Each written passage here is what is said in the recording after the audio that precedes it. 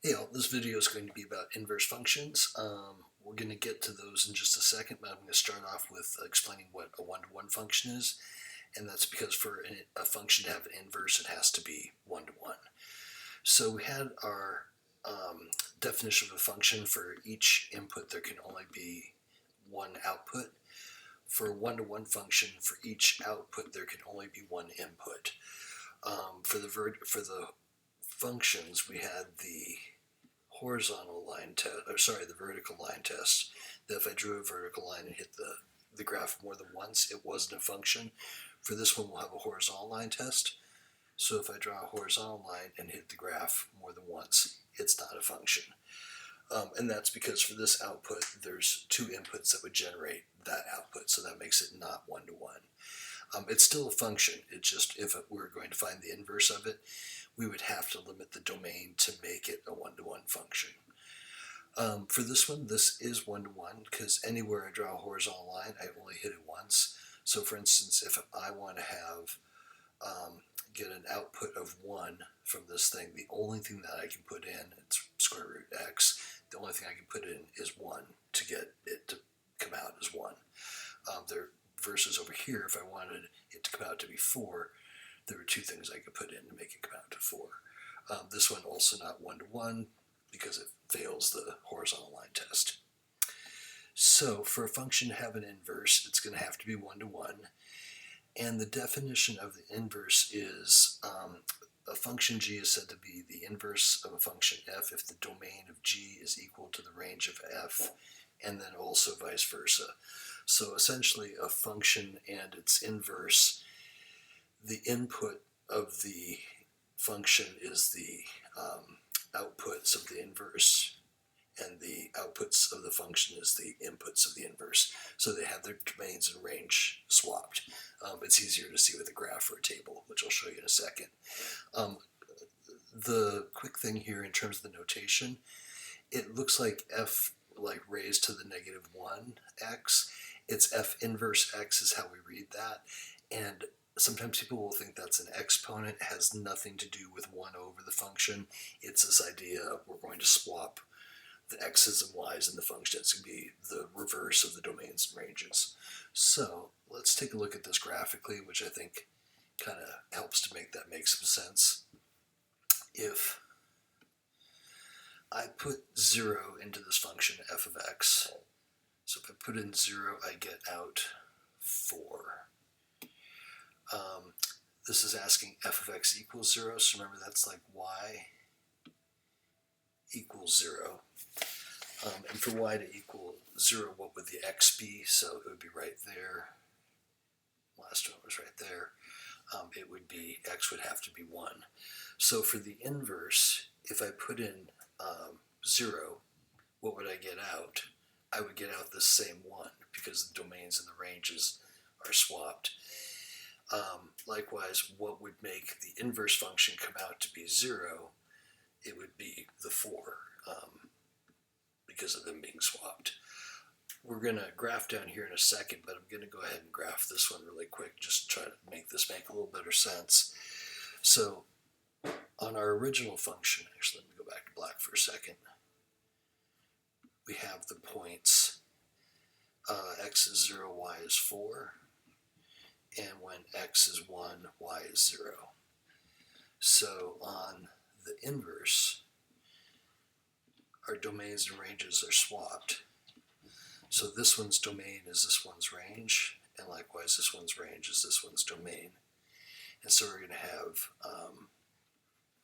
instead of 0, 4, we would have 4, 0. And instead of 1, 0, we would have 0, 1.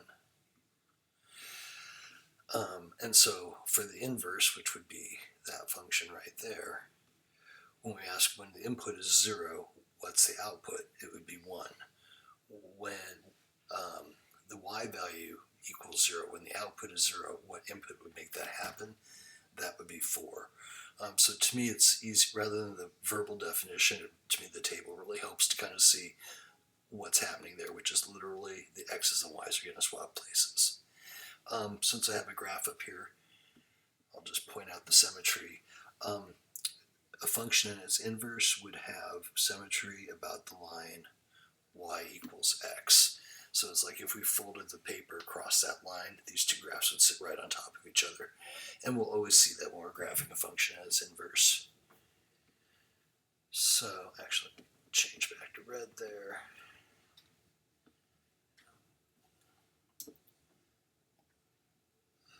So for this next one, we're asked to graph the inverse of the given function on the same set of axes. So for this one, let's just go ahead and write down a couple of points that we can see. Let's see. That one looks pretty good. When x is 0, y is 1. And it looks like when x is 3, y is 4. So I use those two. And then the inverse is just going to be, like I said, the reverse of that table. Instead of 0, 1, I'm going to have 1, 0. Instead of 3, 4, I'm going to have 4, 3. You certainly don't have to make a table to graph it, but just to hopefully help you see what the inverse is. So there would be 1, 0, and then 4, 3 would be right there. It's totally hard to draw a straight line with what I'm using, but I'll make an attempt. And again, we can kind of see that symmetry about the line y equals x. Do the same over here, x, y. And so I'll just find two decent points where I can read them pretty well. So when x is 1, y is negative 4. And when x is 5, y is negative 5. So that means that the inverse is going to have the points negative 4, 1 and negative 5, 5. So when x is negative 4, y is 1. So that's right there. And when x is negative 5, y is 5. And then that's the slope of 4, so over 1 down 4, 1 down 4. So something, wasn't the best. Okay, it's just not going to be the best. Pretend like that's a straight line. So something like that. And again, if I draw that little line through y equals x, then you can see if I folded over that line that these two graphs would roughly sit on top of each other. With my drawing, it's roughly. This next one, same idea, but with the graph shown, which one of these, so it's just a matching problem. I would locate a good point. So 1, x is 1, y is 3.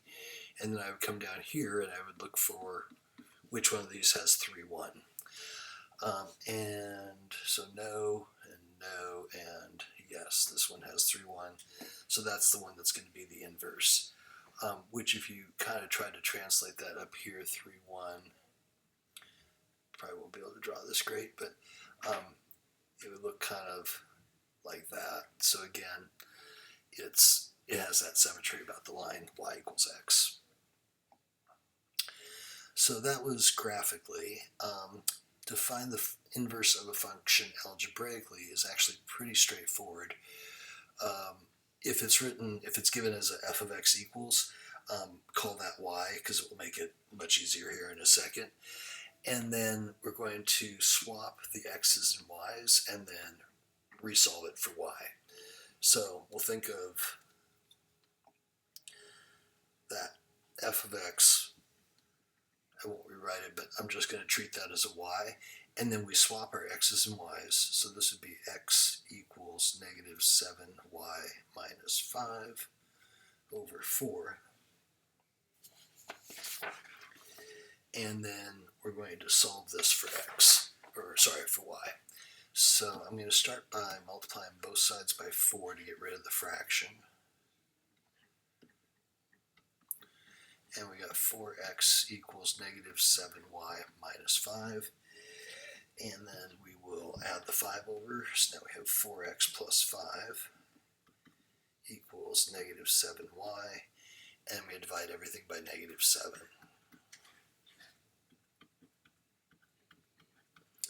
And then I'll rewrite this with the y on this side just to make it look nicer. So this is y equals negative 4/7 x minus plus and minus, so it ends up a minus 5/7.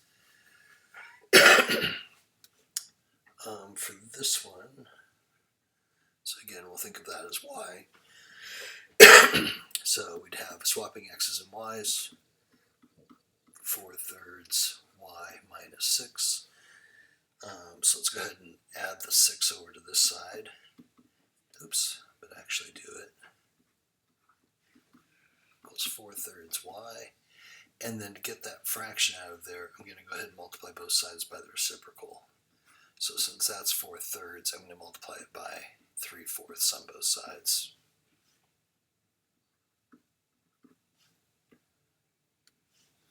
So 3/4 x, oops, write that like that. And then this would be 18. Just remember there's an invisible 1 down there, so 3 times 6 is 18, 4 times 1 is 4, equals y. 3/4 x, and then that can reduce, so we'll knock a 2 out of both of those and get 9/2.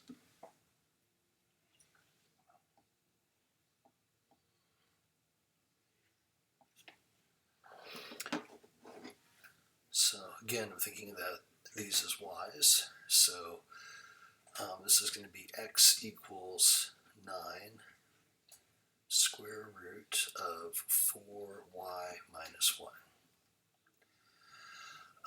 Let's divide the, oh, I miscopied that. Okay, that makes that a little bit better. So it's 9 plus, my bad. So we will subtract 9 from both sides.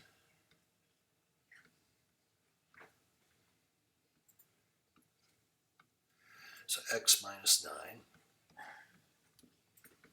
equals the square root of 4y minus 1.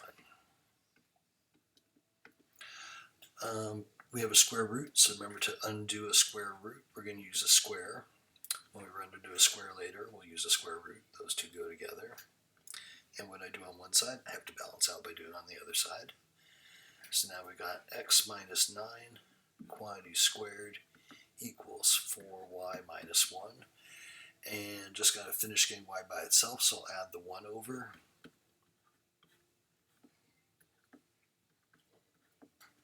Equals 4y, and then divide both sides by 4. So that cancels, and what we have over here would be our inverse. For this one, so again, we're letting that be y, so this would be swapping, that we'd have x equals 13 plus cube root y. So we'll subtract 13 over. X minus 13 equals the cube root of y. To undo a cube root, we will use a cube, same way we undo a square with a square.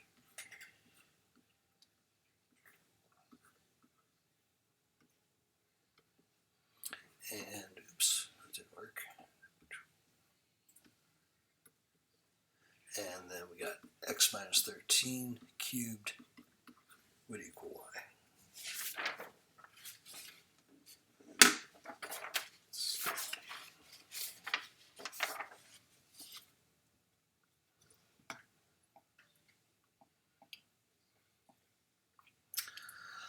For this one, when you see the problem, it will probably have for x's greater than or equal to 0.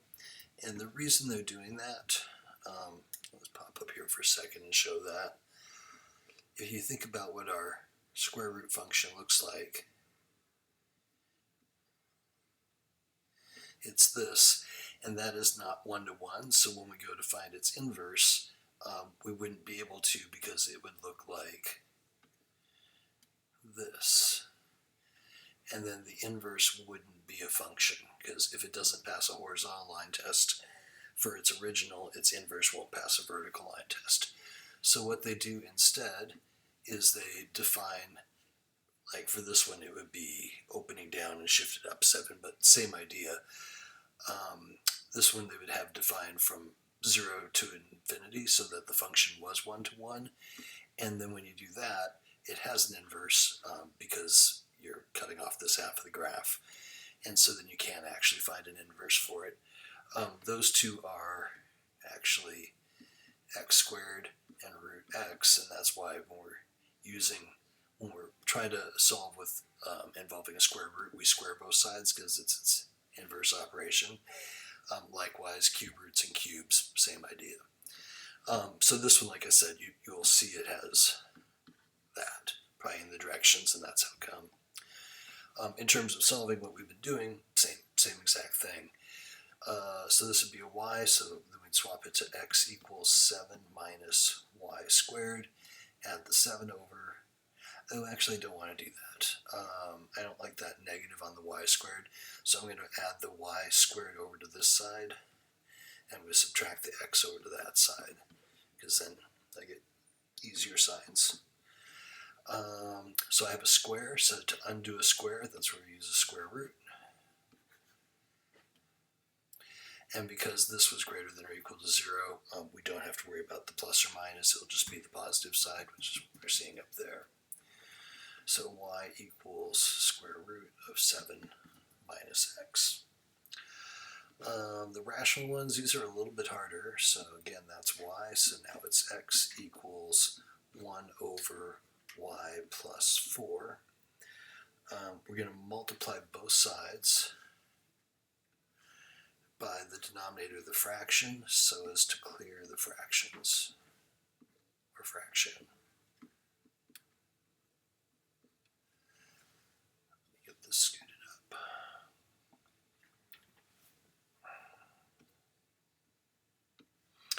Okay, so distributing we have xy plus 4x, and over here that would all cancel, and we would just have that 1. And so then we're solving for y, so I want to subtract the 4x over. And we'll divide through by x. And we get this. If you look at the computer answer on this, it's a little bit different form. It will take that one, but if you had it show you the answer, it would show this as 1 over x minus 4. So it's writing it with two separate denominators and then reducing out the x's with the 4. But it will take either version, or at least it did when I tried. And then this one's a little bit tougher fraction. So we would want to, again, I'll start up here. Yeah, that'll be different. So x equals negative 2y plus 5 over 3y minus 7. Careful to get both of those switched over. And then we're going to 3y minus 7, get multiplying the denominator to clear the fractions. So that'll be 3x, oops, that did not come out of 3xy minus 7x, those reduce, and then minus 2y plus 5. So I am solving for y, which means I need to get the y's on one side and things without y on the other side. So this is going to be 3xy, and then I'm going to add the 2y over.